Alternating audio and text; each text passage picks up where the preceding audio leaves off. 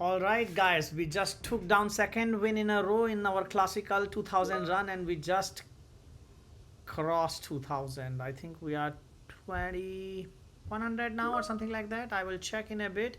Oh yeah, 292. So let's do the math. 1800 plus 292 is, yeah, that's like 2100, because we took down a 2100. Now instead of traditionally what we do, we just review it online. We are going to do this offline. I did do a review online, but I could not cover the concepts that I would like to, because it was also, I really had to work hard to take this 2100 down.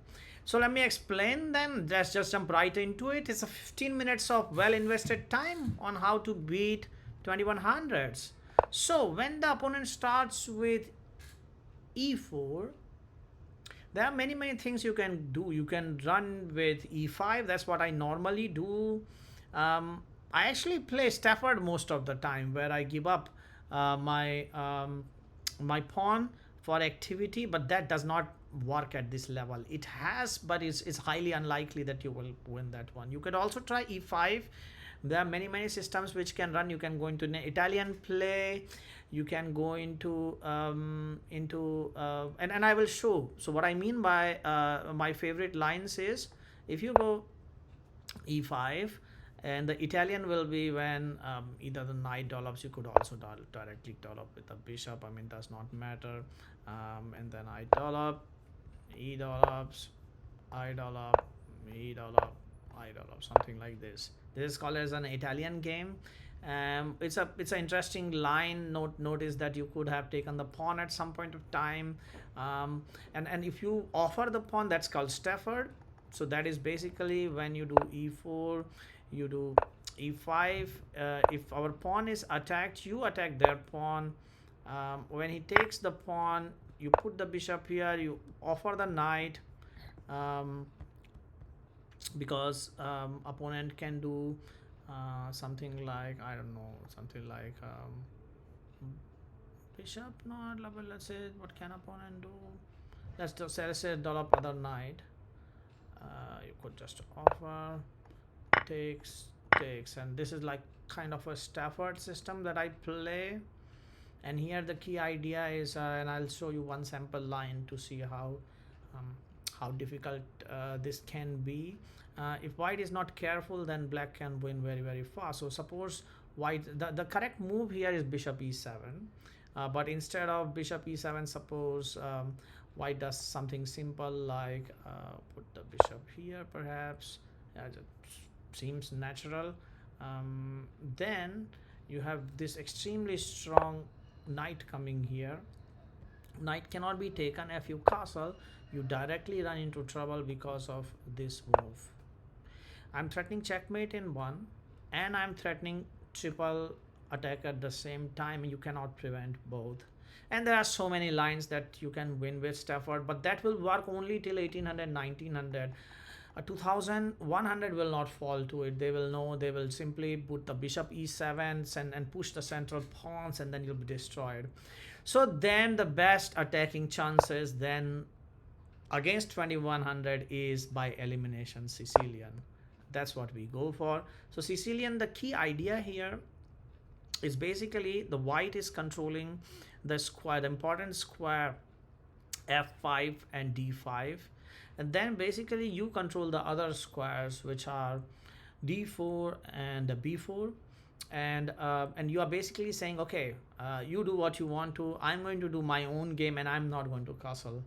It's also Sicilian, it's called because it's like a mafia style. So black is just going mafia here, and then indeed there are many lines which are possible here, but for example, one of the sample line could be what happened in the game. So knight dollops, I do push the pawn. This is to support this particular pawn, and what I could also have done is attack his pawn. There are many such lines which exist, and typical sequence is basically what happened in the game, but then he went a little bit off track to do this fianchetto of the bishop.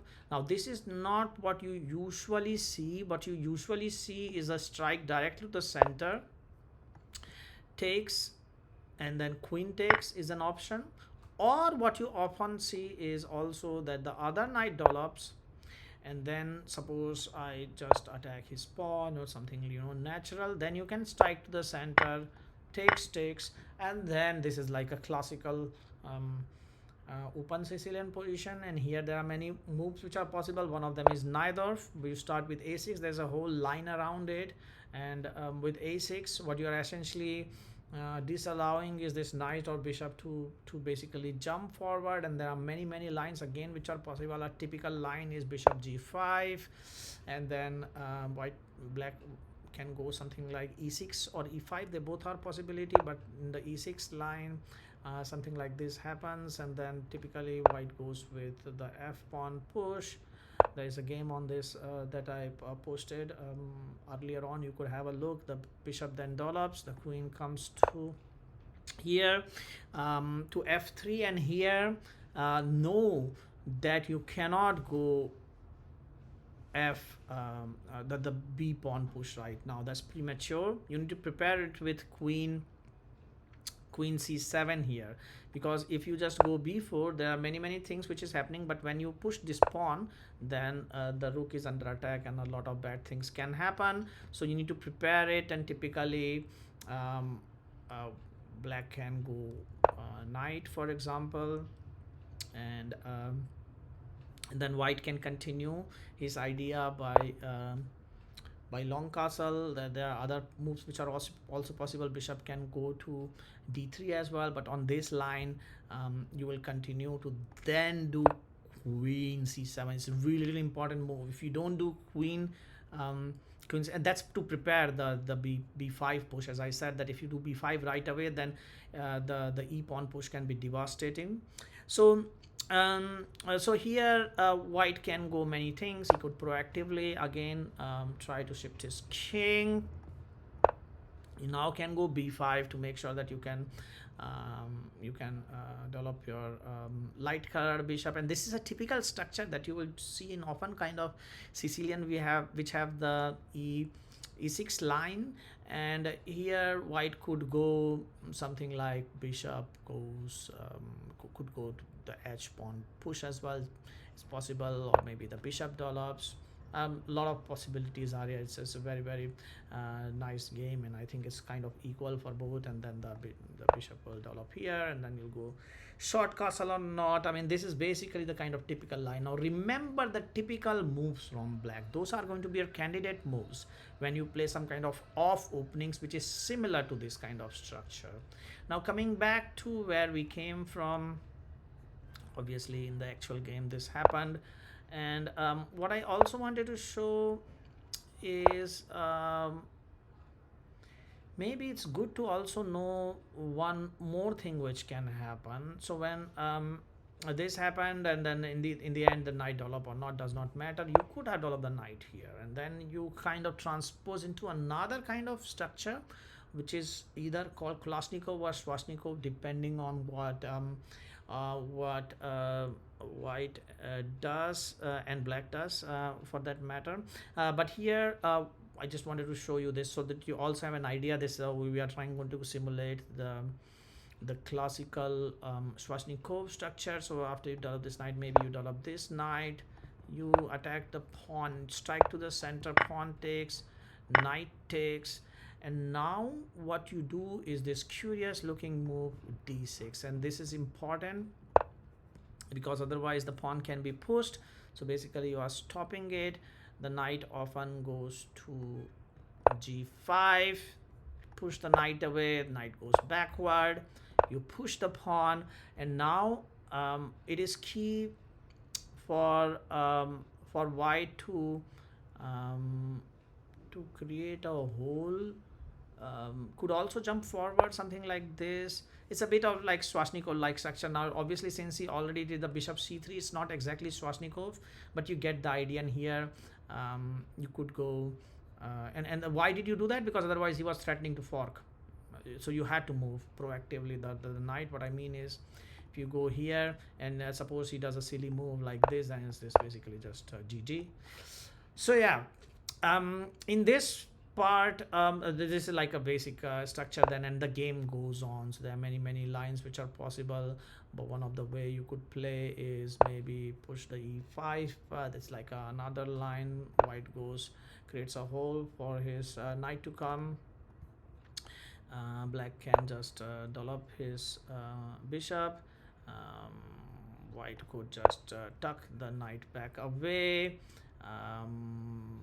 Black could just castle, could go bishop, and then if you do bishop takes, and then knight doesn't want to take. It's a beautiful game that happens, and then you could perhaps develop bishop and so on.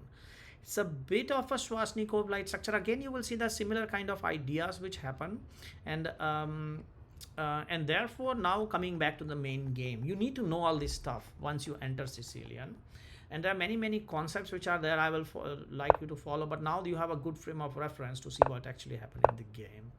So in my game, my opponent played g3, which is not such a common move. I haven't played this line ever, I think, but I continued with my plan to attack this pawn to put pressure on it.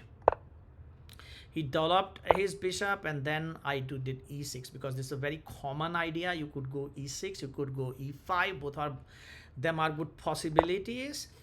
He develops his knight to e2, which is also not what I have seen a lot, but doesn't matter. I just developed my bishop. He short castled, and then I thought for a while here on what to do, and then I basically went to my style of attacking his, because his king is castled on the king side, and often in this position you can get initiative. When you are playing against a very stronger opponent, having a shock value is always important. If you play regular game, he will beat you for sure, because it's a higher rated opponent. I think my rating, I don't know how far will it go. Probably I will stabilize around 2200. So 2100 is quite a important and good challenge. So therefore I strike directly with h5, and now my opponent decides to play. It's quite a good move to defend against this kind of attacks. It's quite a common idea when you are getting a push. To push it once or to push it twice, it's always the question, but this pushing once gives a flexibility to white to be able to decide. Then I go with my Najdorf idea of a6. So when nothing, you can't think of much, a6 is always a good move, because it's to prepare b5. And obviously, like I said last time, okay, 1 second, I will come back in a bit.